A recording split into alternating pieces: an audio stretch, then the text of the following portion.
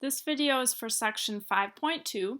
Our objectives in this section are to multiply monomials, multiply a monomial and a polynomial, multiply polynomials when neither is a monomial, use FOIL in polynomial multiplication, and square binomials. So in section 5.1 we saw how to add or subtract polynomials. Section 5.2 is all about multiplying polynomials. So we're going to start by looking at something that's actually from earlier in the textbook. This is on page 70. This is from one of the sections that we didn't do in chapter 1. It's called the product rule.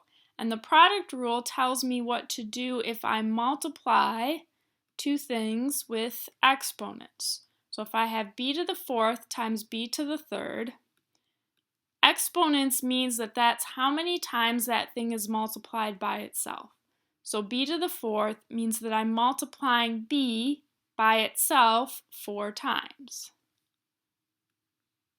So that's 4. And then I multiply that by b to the third, which means I'm multiplying b by itself 3 times.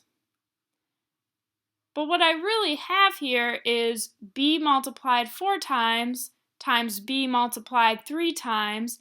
I just have b multiplied by itself 7 times.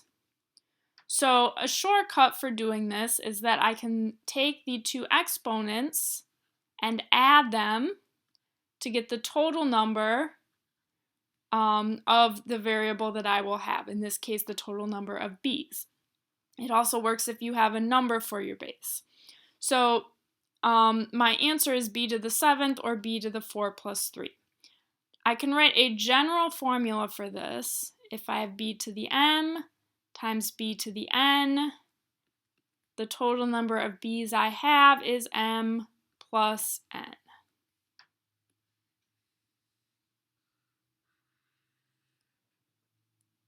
So if I'm multiplying two monomials,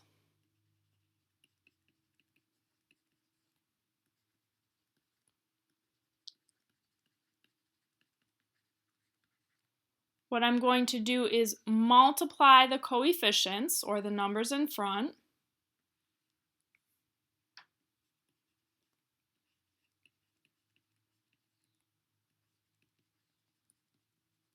and I'm going to add the exponents because of the product rule.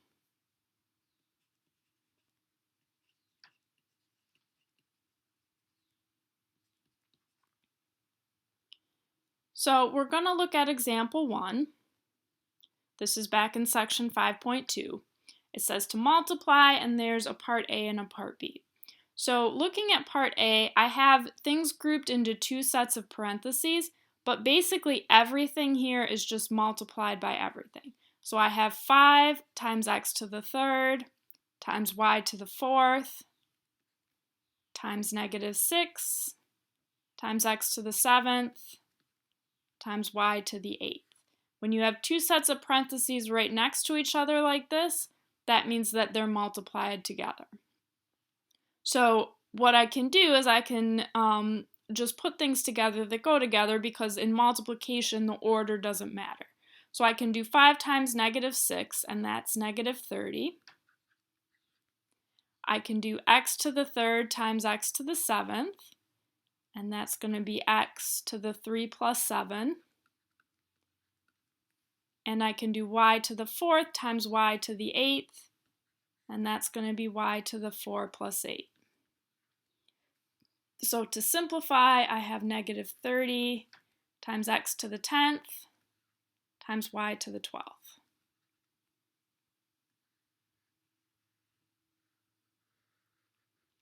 Part B is similar, it just has more variables. So I'm going to multiply the coefficients. 4 times 2 is 8. I'm going to multiply the x's. X to the third times x to the 5th. 3 plus 5 is 8. Y squared times y squared is y to the 4th. 2 plus 2. And z to the 5th times z to the 4th is a total of z to the 9th.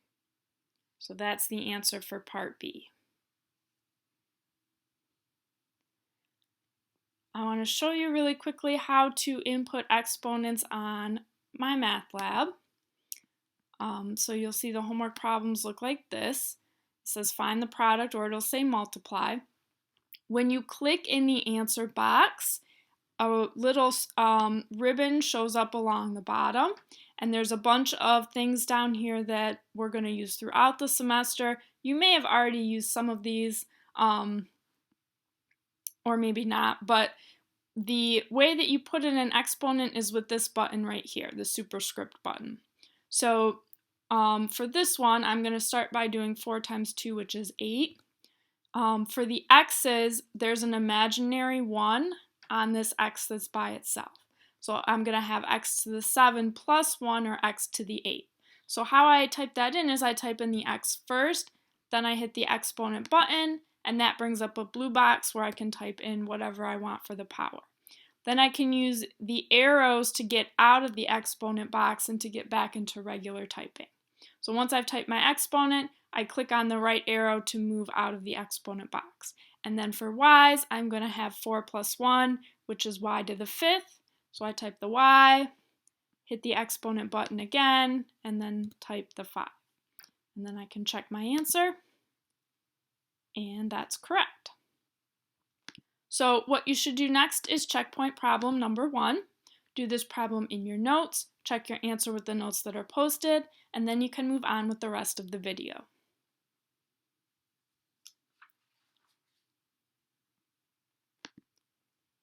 Next, we're going to do example 2. This is multiplying a monomial by a polynomial, our second objective for this section. The monomial is the single term that's in front by itself, and the polynomial is the set of parentheses. It has multiple terms added together. So what we're going to do these problems is use the distributive property along with the product rule that we saw earlier.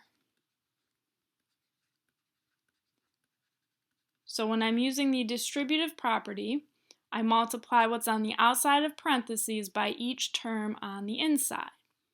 And then I use the product rule to add the exponents when I'm multiplying. So for this one, I'm going to do 4 times 6, which is 24. X to the 3 times x to the 5th is going to be x to the 8th, 3 plus 5. So the hardest part of this probably is keeping track of when you're multiplying numbers and when you're adding numbers. You're multiplying the numbers in front, you're adding the exponents. So I'm going to have 4 times -2, -8, and then x to the 3 plus 2 is x to the 5th. And then plus 3 times 4x to the 3rd is 12x to the 3rd. So that's the answer for part A.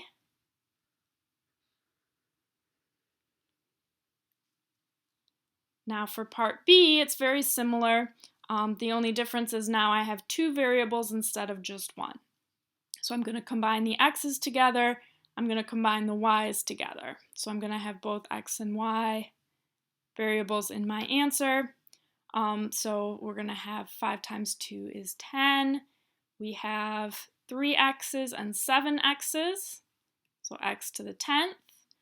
Here this is an imaginary 1 on the y, so that's going to be y to the 5th, 4 plus 1.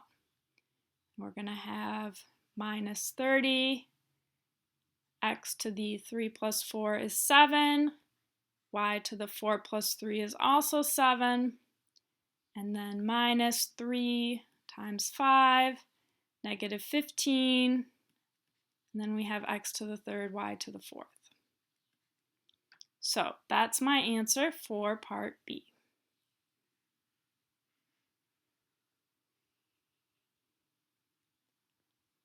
What you should do next is checkpoint problem number 2. Do this problem in your notes, check your answer with the notes that are posted, and then you can move on to the homework.